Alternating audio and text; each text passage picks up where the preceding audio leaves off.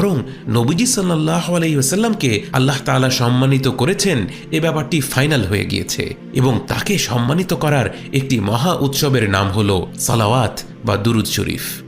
এই উৎসবে গোটা পৃথিবীর সকলেই আমন্ত্রিত।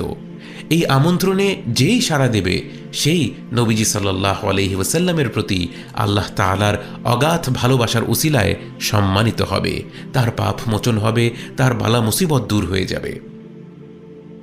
আল্লাহর উদারতাকে আমরা নিজেদের মনের সংকীর্ণতা দিয়ে বোঝার চেষ্টা করলে আমরা ধোঁকায় পড়ে যাব।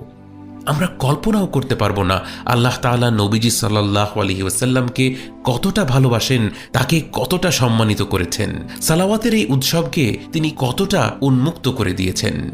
আপনার অজু নেই, আপনিও আমন্ত্রিত। আপনি কবিরা গুনাহ করে ফেলেছেন, আপনিও আমন্ত্রিত। আপনার অন্তরটা একেবারে কলুষিত, আপনিও আমন্ত্রিত।